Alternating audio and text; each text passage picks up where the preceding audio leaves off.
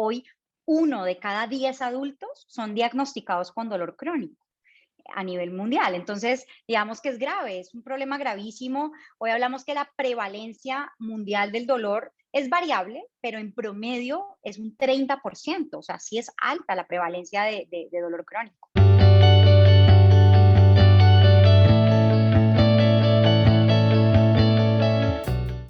Pues estamos aquí súper contentos porque tenemos a la doctora Mafer Arboleda que nos va a platicar sobre un asunto que es muy triste, muy difícil, pero que resulta que es una alternativa. Entonces está bien interesante escuchar qué hacemos cuando tenemos cerca a alguien que tiene dolor crónico o cuando nosotros mismos tenemos un dolor crónico, porque no necesariamente hay edad, pero también es cierto que las dolencias o las cosas que van sucediendo cuando tenemos ciertos deterioros físicos van aumentando estas posibilidades de dolor.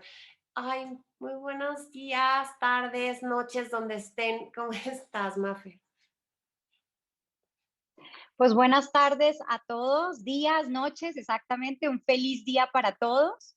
Y gracias, Ana, por esta invitación. Es un honor estar con ustedes en Ser Grande y pues poder compartir toda esta información que tengo para ustedes hoy sobre el manejo del dolor crónico, sobre lo importante que es poder hablar de esta enfermedad que muchas veces es silenciosa y que a muchos no les gusta hablar del tema o quieren no molestar a sus familiares con el tema del dolor y creo que es un espacio, digamos, en el cual ustedes van a poder responder muchas de las dudas que tengan relacionadas con el dolor. ¿Y cómo podemos saber de entrada, ¿no? ¿Qué es un dolor crónico, ¿no? Que no es así como de me dolió algo porque estoy enfermo de una cosa, porque estoy justamente pasando una situación de cirugía o de algo, sino porque es crónico, ¿qué lo vuelve crónico? Hablar del dolor crónico es, por definición, quien tiene dolor que persiste en el tiempo por más de 3 meses. Suena un poco arbitrario, pero esa es la definición. 3 meses o más ya se considera dolor crónico. Una persona, por ejemplo, Ana, que la operan, digamos, si te operan del apéndice o te operan de una fractura, ese dolor inmediatamente después de una fractura o de una cirugía, ese se llama dolor agudo, por ejemplo. Pero cuando ese dolor se perpetúa en el tiempo, como les digo, por más de 3 meses, ya se llama dolor crónico.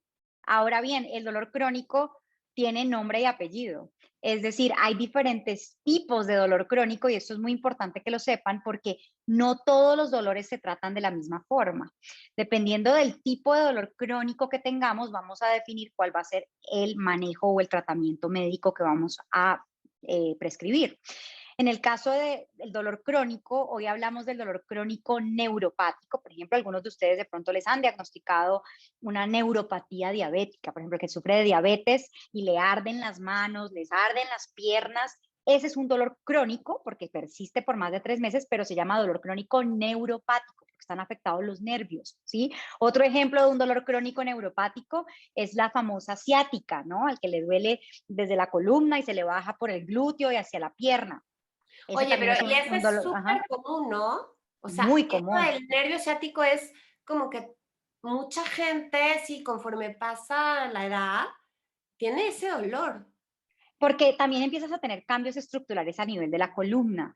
También está, y ahorita te voy a decir otro muy, muy frecuente, que ese ya no sería neuropático, sino es otro tipo de dolor, que es el famoso dolor relacionado con la osteoartrosis degenerativa, que ese también es muy frecuente. Es digamos, con los años las articulaciones envejecen. A partir de los 30 años, nuestras articulaciones empiezan a envejecer y sobre todo en las mujeres es en las que más vamos a tener este efecto por el cambio a nivel hormonal después de la menopausia. Entonces, vemos que la osteoartrosis degenerativa produce mucho dolor en los hombros, en las caderas, en las rodillas. Ese puede ser, por ejemplo, un dolor crónico, pero se llama dolor crónico nociceptivo. Ahí ya no estamos hablando del dolor neuropático como el que hablábamos ahora. Entonces, dependiendo, o sea, no voy a tratar igual un dolor de una persona con diabetes a un dolor de una persona con osteoartrosis degenerativa. Eso es lo que quería, pues, a lo que llegáramos, porque sí hay digamos, detrás de todo esto hay un tema de evidencia científica que nos habla de cuáles son los mejores tratamientos que podemos ofrecer para los diferentes tipos de dolor crónico que vamos a tener en la, digamos, en nuestra realidad. Bueno, hoy es un grave problema de salud pública. No sé si sepas, Ana, pero hoy 1 de cada 10 adultos son diagnosticados con dolor crónico a nivel mundial. Entonces, digamos que es grave, es un problema gravísimo. Hoy hablamos que la prevalencia mundial del dolor es variable, pero en promedio es un 30%. O sea, sí es alta la prevalencia de dolor crónico. O sea, y si lo ves como estadística, es terrible, pero por ahí sale también, y si lo vives tú como individuo, aunque seas el único en el mundo, te También, afecta tantos, también. todo, ¿no? Toda la vida, o sea, el trabajo, pero el buen humor, pero la disposición para aprender o la disposición para convivir con otros, para dormir. Estás tocando un punto muy importante y es que el dolor no solo es dolor. Porque siempre decimos, es que le duele. No, el dolor afecta todas las dimensiones de la vida de un ser humano. Todas. Afecta las relaciones interpersonales, las relaciones de pareja, o sea, conozco divorcios por dolor. Afecta tu capacidad laboral, ¿no? Hay gente que la despiden del trabajo porque sufre de dolor y que, ay, esta otra vez va a faltar al trabajo porque le duele, ¿no? Hay gente que inclusive piensa que el que está con dolor está mintiendo para no ir a trabajar, por ejemplo, o tiene unas ganancias que llamamos ganancias secundarias. El tema del dolor también te va a afectar tu funcionalidad, tu capacidad de muchas veces de ser independiente, porque afecta tu independencia cuando dependes de otro para poderte parar, para poder caminar, por ejemplo, porque tienes dolor.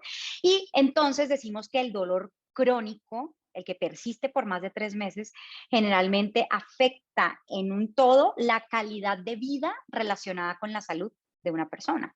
Entonces, sí, lo que tú dices es cierto. O sea, así sea una persona la que estuviera afectada con dolor crónico, pues tendría que importarnos. Ahora, lo que es grave y más grave aún es que si yo les preguntara a ustedes cuántos de los que están conectados en este momento tienen a un familiar con dolor o ustedes mismos sufren de dolor, seguramente muchos van a levantar la mano porque cada vez es más frecuente y cada vez nuestra población envejece más y resulta que el dolor crónico es más frecuente en los pacientes mayores de 65 años. Eso es lo que estamos viendo y sobre todo en las mujeres es más frecuente por todo lo que ya veíamos ahorita, por ejemplo, en la osteoartrosis degenerativa, que es más frecuente en mujeres, todo lo que ya explicábamos. Y claro, y esto te podría insertar entonces en una discapacidad, porque finalmente si te afecta, ¿no? Tanto en la vida social como en la vida íntima, como en la vida laboral, Claro, te está claro. poniendo en una postura de discapacidad que la sociedad no está asumiendo y que no está poniéndote las cosas para que tú puedas.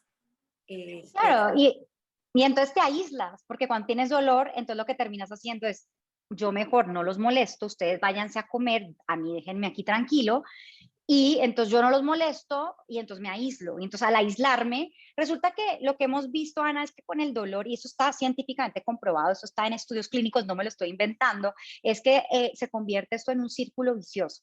¿Por qué? Porque las emociones y el dolor están completamente ligados. O sea, yo no conozco ningún paciente que me diga, tengo dolor y qué feliz me siento, ¿no? O sea, el dolor siempre va a ir acompañado o ligado a emociones negativas, ¿no? O sea, si yo tengo dolor, pues me siento triste, me siento ansioso, me siento frustrado, porque a mí, si yo estaba perfecto, ¿a qué hora me pasó esto, no?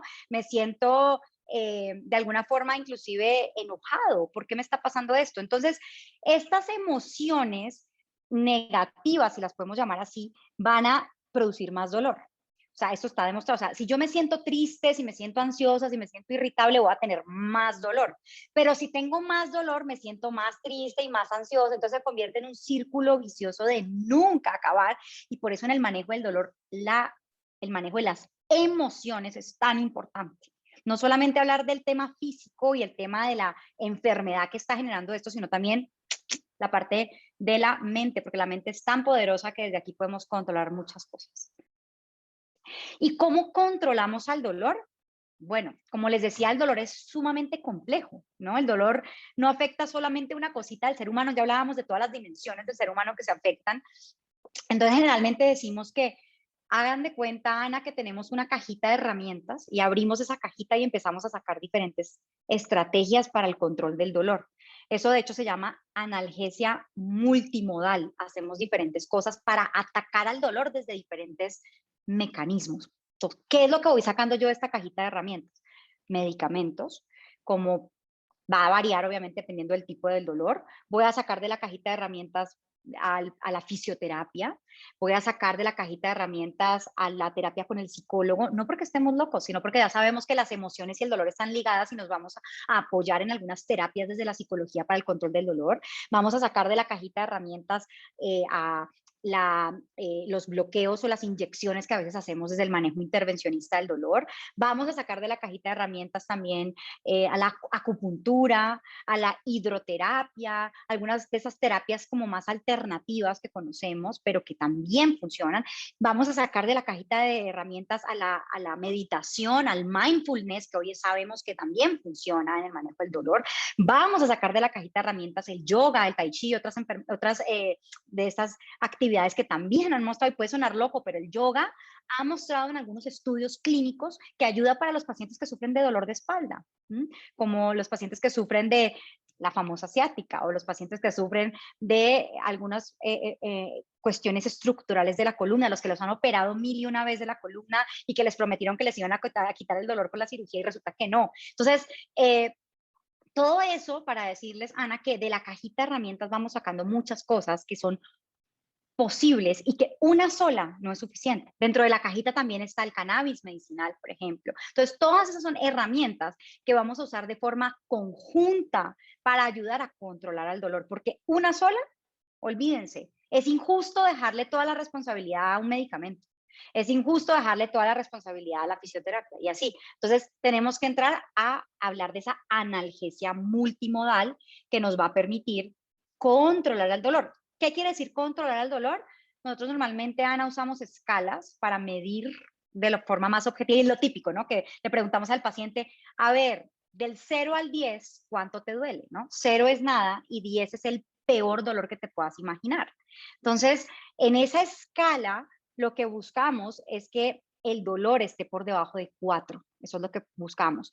Y que te permita ser lo más funcional posible. Hay pacientes, como por darles un ejemplo, que me dicen, uno les dice en la consulta, ¿cómo te sientes? ¿Ha mejorado el dolor? No, no ha mejorado nada. Ok. ¿Qué puedes hacer hoy que no podías hacer antes del tratamiento? Pues, por ejemplo, antes de empezar el tratamiento no podía sacar a pasear a mi perro y hoy sí puedo sacar a pasear al perro. Ah, bueno, ha habido una mejoría en la funcionalidad. Así el dolor, digamos, de pronto no percibimos una reducción en la intensidad, estamos también teniendo un impacto en la funcionalidad. Entonces, eso también es muy importante a la hora de hablar de un tratamiento para el manejo del dolor. ¿Y es caro esto? ¿Es accesible? ¿Cómo se puede llegar a él? ¿Es una cosa que está en salud pública, no está en salud pública, solo está en salud privada? Claro, digamos que, por ejemplo, en hospitales en México, en las hospitales de Secretaría de Salud, del Instituto Mexicano del Seguro Social y demás, sí vamos a tener, por supuesto, la clínica del dolor. O sea, hay clínica del dolor en el Instituto Nacional de Nutrición, por ejemplo, y hay clínica del dolor en el siglo XXI, y hay clínica del dolor en el Hospital General de México, ¿no? O sea, sí hay esta posibilidad, y dentro de, como les decía, dentro de la clínica del dolor, hay este equipo multidisciplinario. Entonces está el psicólogo que nos va a poder apoyar con la terapia cognitivo-conductual. La terapia cognitivo-conductual es hoy una de las terapias que más ha mostrado ayudar en el control del dolor desde la psicología. Es muy importante contar con ella. La terapia de relajación también la podemos tener con la parte de psicología, meditación, mindfulness. Inclusive en los hospitales ya hay talleres y este tipo de terapias de grupo que se ofrecen a los pacientes desde las clínicas del dolor. La clínica del dolor también te va a ofrecer la fisioterapia, porque hay un fisioterapeuta seguramente ahí. Hay hospitales como el INR, por ejemplo, el Instituto Nacional de Rehabilitación, que tiene unos buenos, muy buenos programas de rehabilitación con fisioterapia, etc. Entonces, desde el punto de vista público, claro, y desde el punto de vista privado, pues ni se diga, porque pues también tienes esa posibilidad cuando, digamos, hablamos de hospitales privados. Ahora bien, digamos que el tema, por ejemplo, de algunos medicamentos, ahí sí viene el problema y es la cobertura, ¿no? Que hay desde cómo puedo comprar estos tratamientos médicos hablando de medicamentos desde el paracetamol hasta hablar de cosas un poco más avanzadas y complejas como los opioides, como la morfina, como el tramadol, como el tapentadol y otros, ¿no?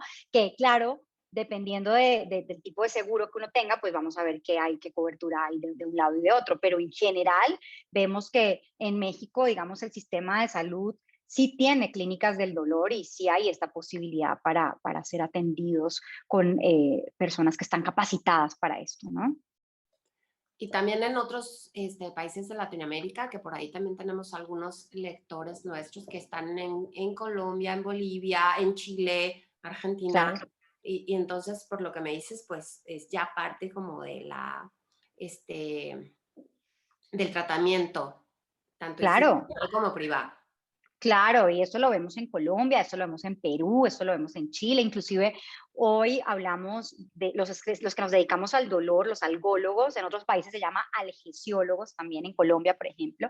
Eh, Vemos cómo hay inclusive asociaciones médicas que ya nos conglomeramos y está la Asociación Mexicana para el Estudio del Dolor, está la Asociación Colombiana, está la Asociación Chilena para el Tratamiento del Dolor, o sea, sí, ya estamos digamos, e inclusive como está la FEDELAT, está todas estas federaciones también del dolor a nivel de América Latina, que lo que buscan es que los que nos dedicamos al dolor pues tengamos todo ese desarrollo de conocimiento para poder ayudar a nuestros pacientes con herramientas que nos permitan entrar a controlar el dolor en las diferentes enfermedades o ejemplos que dimos, porque seguramente hay muchas otras que ustedes dijeron, ay, la doctora no dijo este de dolor, no, todo el dolor que se imaginen, esos fueron algunos ejemplos los que les di, ¿no? Pero sí, no, Ana, esto es a nivel de América Latina, de hecho a nivel internacional, hablamos de clínicas del dolor y de acceso a los especialistas en inglés pain medicine, ¿no? El manejo del dolor. Ok, oye, y el tema del uso, porque ya mencionaste, bueno, muchas cosas que es bien interesante saber cómo ayudan sistemáticamente usadas al manejo del dolor, ¿no? Como la meditación, como el tai chi, como el tal, pero la acupuntura, ¿no? Los conocimientos tradicionales y pues entre las cuestiones alternativas está lo del uso de la cannabis, pero muchas personas no sabemos realmente cómo se usa. O sea, la verdad que a lo mejor suena medio mensa la pregunta, pero es, o sea, me fumo un churro, me dan una pastilla, que no me hago un té. ¿Cómo es el tratamiento con cannabis y qué efectos benéficos nos cuentas que tiene? Y sobre todo, pues también, pues si es cara y si tiene efectos secundarios y si tiene, porque hay muchos mitos, ¿no? Como fue Ujú. algo tan, como rechazado durante mucho tiempo por su uso de forma, indiscriminada o de forma de narcotráfico, de repente tenemos como nublada la parte médica y la parte utilitaria de este producto. A ver, cuéntanos de la cannabis. Son muchas preguntas en una.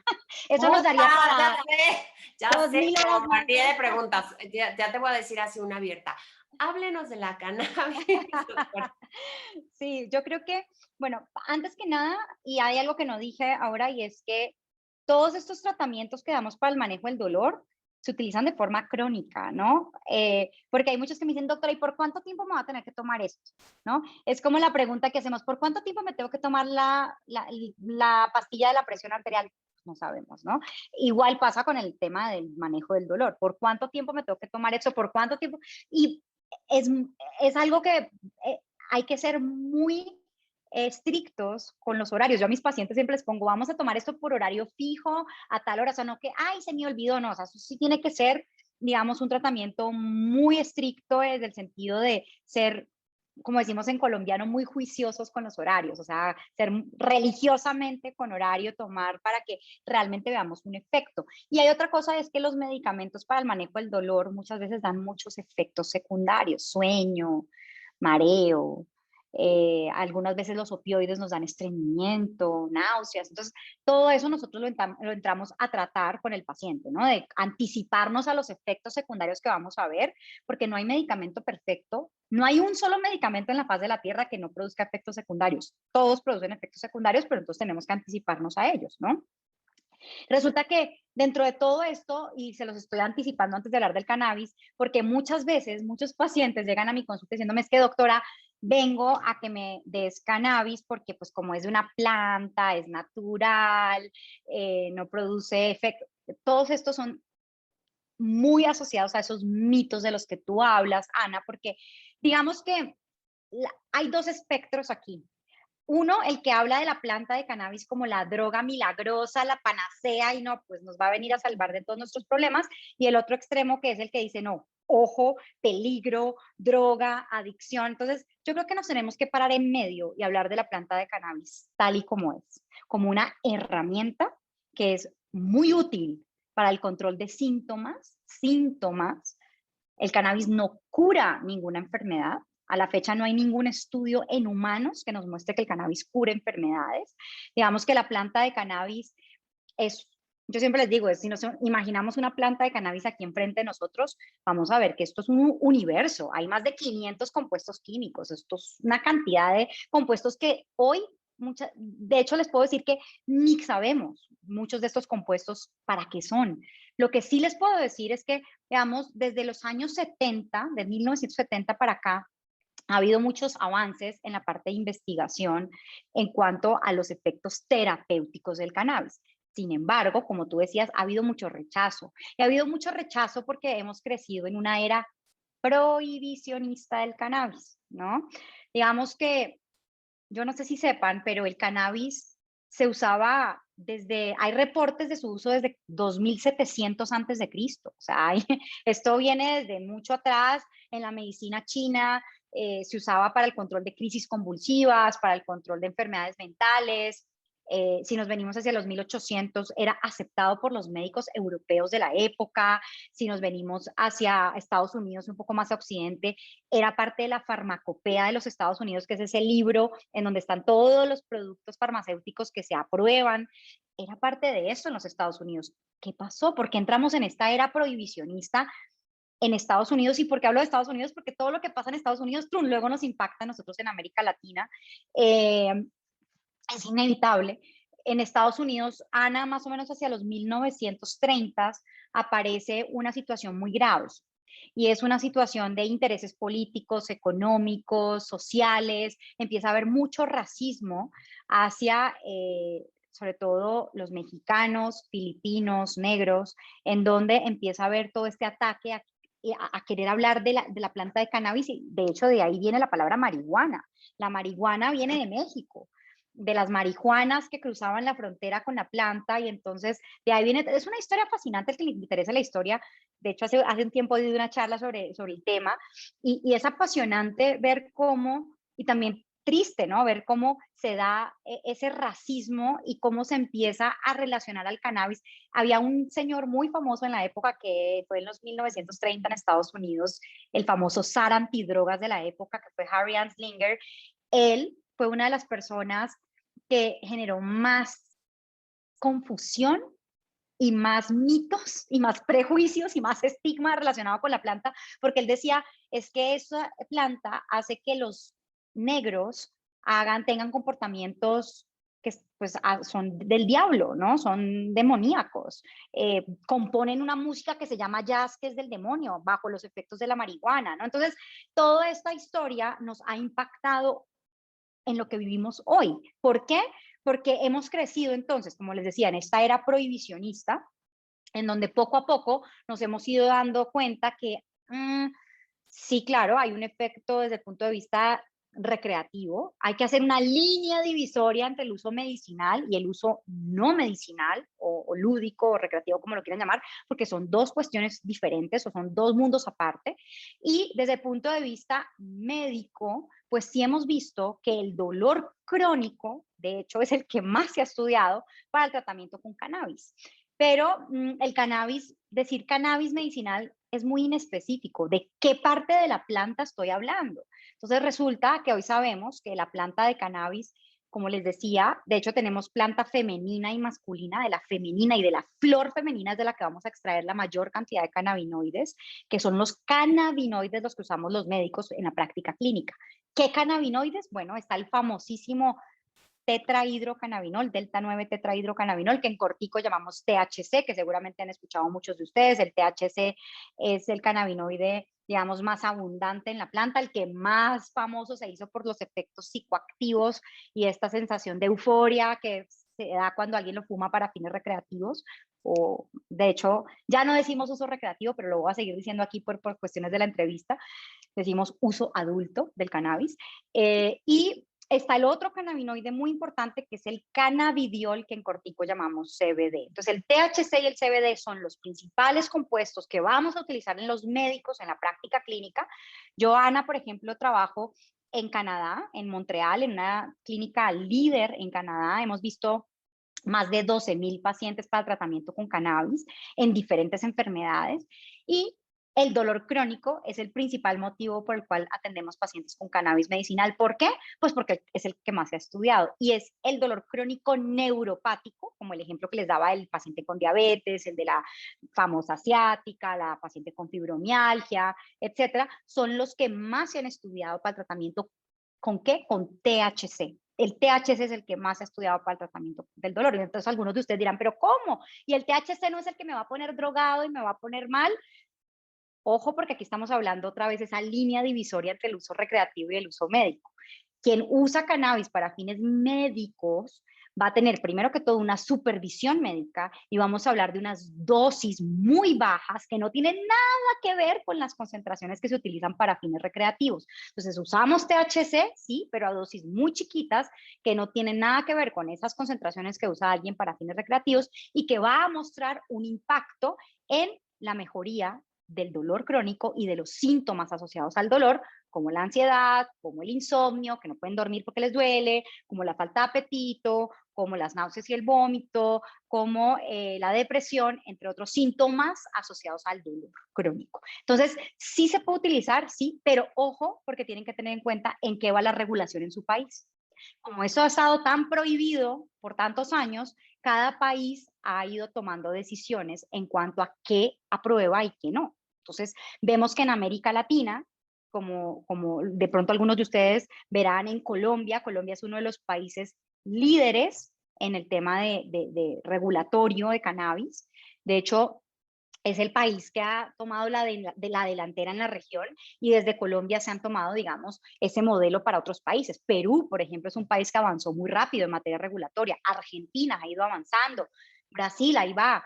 México está un poco más atrás, digamos, en materia regulatoria, y esto hace que tengamos que, como pacientes, también tener en cuenta en qué va mi país, ¿no? Y si quieres, ahorita lo mencionamos. Sí, ok. ¿Y cuál es la vía de administración? Perdón, La vía de administración, esto digamos que es muy variable, también dependiendo de la regulación que se haya aprobado en cada país. ¿Por qué? Porque desde el punto de vista científico, lo que más se ha estudiado desde vías de administración, o cómo me tomo el cannabis, son tres vías. La vía inhalada o fumada. Cuando digo inhalada me refiero a fumada con un cigarro, con una pipa o con un vaporizador. Esta vía inhalada es agarrar la flor seca y ponerla en un cigarro, en una pipa o en un vaporizador, y se inhala. Esa es una vía de administración y sí se utiliza para fines médicos, pero ahorita les digo en qué casos. La segunda vía de administración es la vía oral, que es a través, generalmente se pone debajo de la lengua, y es a través de estos extractos, los llamados aceites, que se ponen generalmente sublingual y se tragan, se degluten, ¿no? Esa es la segunda vía. Y la tercera vía, que también se ha empezado a estudiar, que no está tan estudiada como quisiéramos, es la vía tópica, que son las cremas, que desafortunadamente, a pesar de que no ha sido estudiada, es la que más se vende y la que más se usa, la cremita que usa la abuela, que se unta en la marihuana con alcohol, o la cremita que nos venden en el metro. Entonces, ese tipo de vía tópica está la investigación en su infancia, apenas se está empezando a desarrollar. ¿Cuándo uso la vía inhalada? ¿Cuándo uso la vía oral? ¿Y cuándo pensaría en usar la vía tópica? Por ejemplo, la vía inhalada, Ana, es una vía que actúa muy rápido. Cuando yo fumo, inhalo con una pipa o un vaporizador, el efecto es inmediato. A los 3 minutos yo tengo un efecto terapéutico, pero dura muy poquito tiempo, dura más o menos unos 2 a 4 horas, ¿sí? Es muy corto. Hay personas que dirán, bueno, ¿cómo? Los médicos están a favor de que alguien fume, no puede ser, ¿no? Entonces, resulta que hablar de inhalar, nosotros desde el punto de vista médico, lo que apoyamos es el uso de vaporizadores, que son dispositivos especiales donde se pone la flor seca y se controla la temperatura. Para que el cannabis funcione se tiene que activar y para que se active se tiene que calentar. Por eso funciona cuando se mete al horno y salen las galletas y los brownies. Igual cuando fumo, por eso se activa, se eleva la temperatura. Pero hay que tener cuidado con la temperatura porque a mayor temperatura, mayor combustión a nivel del pulmón. Entonces tengo que cuidar ese pulmón. Y el vaporizador nos va a controlar la temperatura y, digamos, por darte un ejemplo, Ana, dentro de un cigarro de cannabis, la temperatura llega hasta 700 grados centígrados, una barbaridad, ¿no? Pero en el vaporizador logramos llegar máximo hasta 220 grados centígrados. Entonces, ¿por qué 220? Porque por encima de 220 ya hay combustión y se producen todos estos tóxicos, parabenos, monóxido de carbono, que va a afectar pulmones. Entonces, cuando hablo de la vía inhalada, sí la damos, y ahorita les voy a poner un ejemplo, ahorita que les explique la vía oral. La vía oral, por el contrario, ven que les decía que la vía inhalada actúa ya, la vía oral no, la vía oral tarda como más o menos 1 hora, 60 a 90 minutos en iniciar su acción, o sea, sí tarda, pero dura mucho en el tiempo, dura como 8 a 12 horas o más, versus la vía inhalada que les decía que dura como 2 horas, ¿no? Entonces, voy a ponerles un ejemplo súper práctico. Digamos que ustedes, Ana, tú tienes dolor. Para el dolor de todo el día, yo quiero que mantenerte cubierta, pues te voy a dar un aceite o algo por vía oral para que te mantengas cubierta porque dura 8 o 12 horas o más. Pero resulta que, Ana, tú me dices que no, que a veces te dan estas crisis de dolor, ¿no? Estos ataques de dolor que nosotros llamamos médicamente dolor episódico. Para esas crisis de dolor yo no me puedo esperar 1 hora que te haga el efecto del aceite, necesito algo que actúe ya. Entonces te doy algo inhalado con un vaporizador que en 3 minutos te va a abortar esa crisis. Entonces ahí empezamos a combinar las vías de administración dependiendo de lo que se requiera, pero ojo porque hay países como Colombia, como Perú, como Argentina, que no permiten hoy el uso de la flor seca inhalada. No está permitido, solo está permitido los extractos, o sea, esos aceites que se administran por vía oral sublingual. ¿Sí? En México, todo lo que se encuentre en los mercados está por fuera del marco legal, eso no tiene discusión. Y sé que hay muchos productos que se encuentran, que les venden por internet, por Facebook, por WhatsApp, en el metro, y todos estos productos, digamos, aún ninguno de estos productos tiene un respaldo sanitario desde la COFEPRIS, y ahorita lo mencionamos, pero esto es como en resumen las vías de administración. La vía tópica, que te decía es la más famosa, pero es la menos estudiada. Hoy sabemos que la absorción por la piel es muy limitada. Nosotros tenemos diferentes capas en la piel, epidermis, dermis, hipodermis. Cuando nos untamos cannabis, solo logra cruzar la epidermis, ni siquiera llega a nivel sistémico. Muchas veces hay gente que dice, pero me voy a untar cannabis y me voy a drogar. No, pues es que ni siquiera va a llegar la circulación. Y para el tema tópico, lo estamos, por ejemplo, empezando a usar en algunas úlceras venosas, el paciente que está postrado en cama mucho tiempo y se abren algunas úlceras por presión a nivel de la espalda. Lo estamos empezando a usar en algunas enfermedades dermatológicas, como dermatitis de contacto, psoriasis, dermatitis atópica. Entonces, esas son las 3 vías de administración que más se han estudiado. Claro, y bueno, pues ha sido muy buena toda la información que estamos recibiendo, ¿no? Porque creo que sí desmitificaste muchas cosas, nos diste mucha información de cosas. Sé que te estamos robando este ratito de tu tiempo que extra, pero mil gracias, porque creo que hace falta sí difundir la información desde fuentes pues fidedignas y de quién lo hace y qué mejor que una persona que se dedica 100% al tratamiento del dolor crónico. Mafer, mil gracias. No sé si quieres añadir algo más antes de que yo te siga entreteniendo en tu agenda. No, nada, muchas gracias a ustedes. Yo sé que hay mucha tela por cortar, hay mucho tema de qué hablar. Recuerden que, digamos que como decíamos, el cannabis no es la panacea, no es la droga milagrosa, es un aliado, un gran aliado que podemos tener en el manejo del dolor crónico y otras enfermedades que hoy no hablamos. Hoy nos enfocamos a hablar del dolor crónico, quizá en otra oportunidad podemos hablar del efecto del cannabis, el efecto terapéutico en otras enfermedades. Y recuerden pues que esto tiene que tener una supervisión médica que no es para cualquiera, hay indicaciones, pero también hay contraindicaciones, hay personas que por ningún motivo deberían estar tomando cannabis. Y recuerden que el cannabis medicinal no reemplaza a nadie, complementa, es un adyuvante en el tratamiento, complementa las terapias tradicionales. Entonces viene y hace parte del equipo para el control de los síntomas. En el caso del dolor crónico es un gran aliado, pero debemos también tener en cuenta que el producto que usemos pues debe contar con todo este respaldo sanitario que ya hablábamos. Entonces nada, muchas gracias. Recuerden que el dolor crónico sí tiene solución. Atiéndanse a tiempo, atiéndanse por un experto en el manejo del dolor. Si quieren más información, pues en mi página web en www.drmaferarboleda.com o en mis redes sociales en Instagram estoy como @dr, D de doctora R, DR Mafer Arboleda, en Twitter, en varias redes estoy, en Facebook. Por si quieren leer más, ahí les estoy mandando contenido constantemente. En Ser Grande también tuve la oportunidad de participar con ustedes en algunas entrevistas previas. Entonces, pues muchas gracias, Ana, por la oportunidad, y a Ser Grande, pues los felicito por abrir estos espacios porque es muy importante para que la audiencia pues consiga toda la información fidedigna y de fuentes confiables. Pues muchísimas gracias, un abrazo desde acá, de todos nosotros para ustedes.